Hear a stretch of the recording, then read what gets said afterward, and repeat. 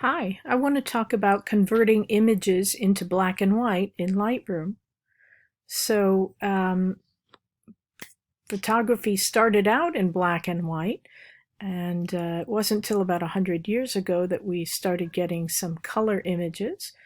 But of course, most people shoot in color now. However, sometimes people want to make black and white images, and they can be very, very beautiful. But some images lend themselves to black and white more than others. And that's something that I want to look at and then look at converting to black and white. So I brought up some images here, and images that are low contrast, even though they may be colorful, can often look not so great in black and white. So I brought this into the develop module, and here in the basic area of the controls, just under the tools, it says treatment, color, or black and white. And this is the way you want to convert to black and white. You can reduce the saturation in an image until all the color is gone, but the black and white tools won't be available to you. So it's better, I think, to convert to black and white up here. But as you can see, this image, which has some beautiful reds and greens in it, kind of loses that in black and white. The reds just disappear into the greens. So we could bring them back somewhat by making adjustments, but this image probably just doesn't work that well as a black and white. And this image as well has a beautifully colored flower in the middle. But when we convert to black and white, it just goes gray. And we can work on that to a certain extent. We can bring up the whites, we can bring down the blacks. But of course, the color images are about color. They may be about many other things in terms of the subject and in terms of interactions of light and shadow and so on.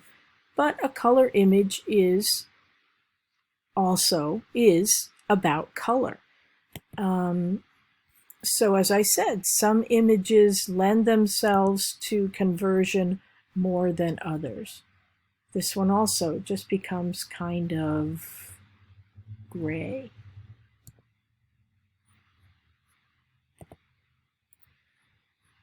And this image too is so, it has such intense, beautiful colors, but in black and white, come on now, Lightroom, it loses so much of that. And again, it's not that we can't pump it up sort of and increase the contrast, making the whites whiter and the blacks blacker, but this image really is about color. And that's not quite where I wanted to go back to. Okay.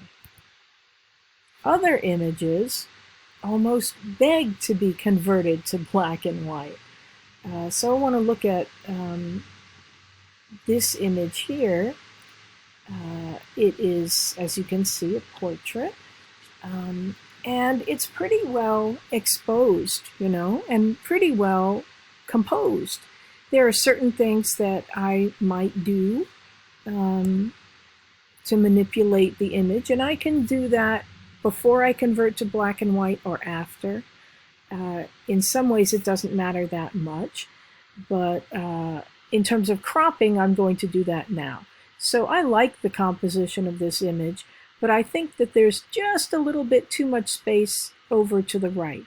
I like the fact that the subject is not dead center, but I think maybe there's a little too much space on that side. So I'm going to go into the crop overlay tool and crop a bit.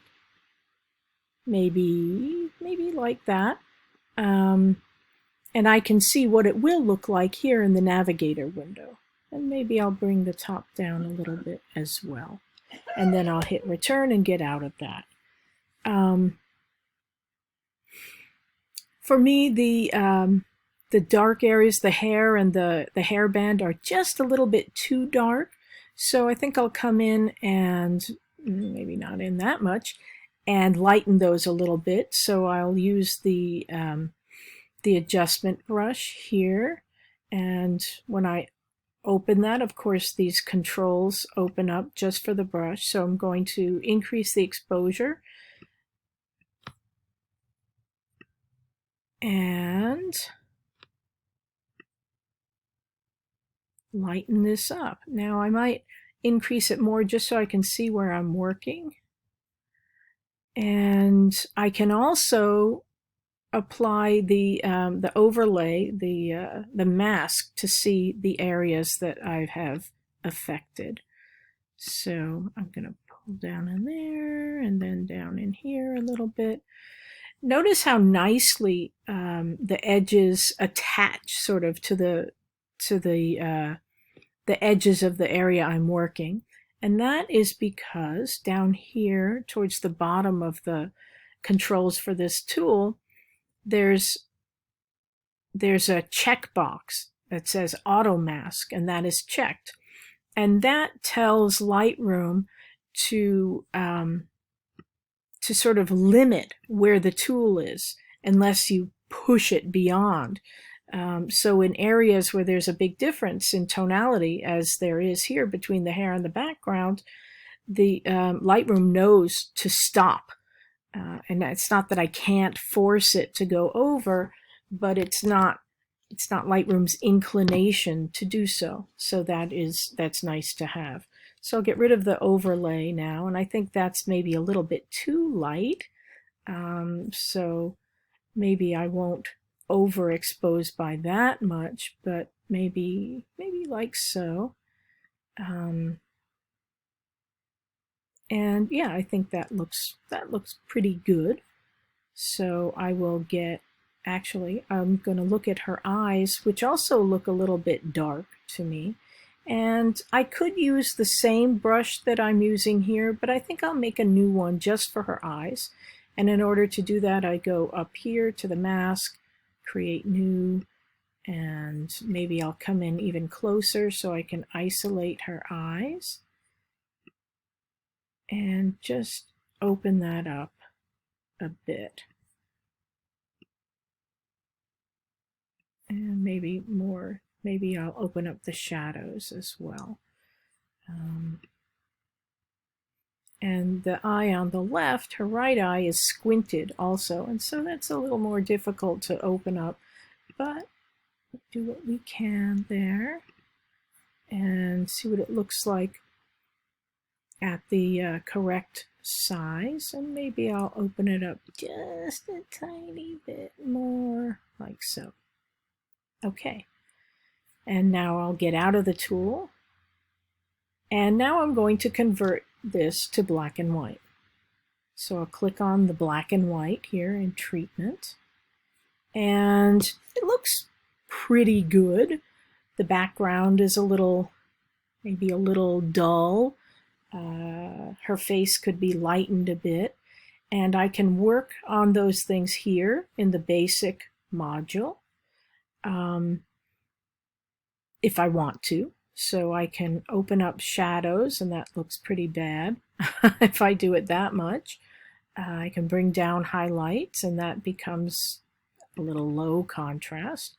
I can open up the whites a bit and make those punchier, make the blacks a little punchier by bringing them down if I want to. And so I can use these controls in the basic control area. But what I want to show you also is that here in this area that did say HSL color, now that I've converted to black and white, it says black and white. And I have these sliders for the different colors. Obviously, we've converted to black and white, but when I move the sliders, the areas that were those colors will change in terms of luminance or light and dark. So I remember that the background was kind of turquoise.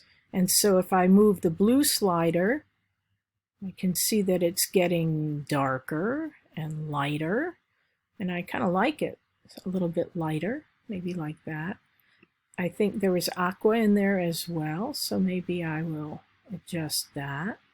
I noticed that her shirt, when I adjusted the blues, also got darker. It's a white shirt, but there are blues in the white, and so that's why the shirt also was affected or is affected by this slider. There aren't that many other colors in this image that are noticeable. However, look what happens when I adjust orange. Her skin tones, even though they're pretty light, have a fair amount of orange in them. So when I bring it way down, it looks as if she's put a mud mask on her face. And then when I open it up, you know, maybe chalky makeup, and yellow as well. There's not as much yellow, so it looks kind of blotchy, but you can see that those colors make up the skin tones. Red affects pretty much just her lips. So there isn't much red in the image except for her lips. And maybe I'll bring them down a little bit to increase the density there. So let's go in a little closer to take a look. And you can see that when I go to a -100, it doesn't look quite right, you know. But if I back it off a bit, maybe go about halfway, that looks pretty good. So her skin tones, I might bring them down, you know, make them a little bit lighter. So I might open up actually the orange would probably be better. Like so. And maybe the yellow's a bit also. Maybe that's too much. So I'll bring that back down a little bit. Like so. The highlights are maybe a little bit bright here. And so I can go back into the basic area and deal with the highlights, either by bringing all the highlights down or by just using the adjustment brush on her shirt. But as you can see, these sliders work nicely to control the image and manipulate it in black and white by adjusting the areas that had been color. So I'm going to get out of that right now and go back to the basic area, and maybe I'll bring the highlights down a little. I don't know, but that affects her face, and I don't want to do that. I don't want her face darker. So I'll just grab the adjustment brush and bring down the exposure and the highlights just a little bit, and then go in and bring down the shirt just a little bit, not a lot, just so it doesn't pull our eyes down into that area.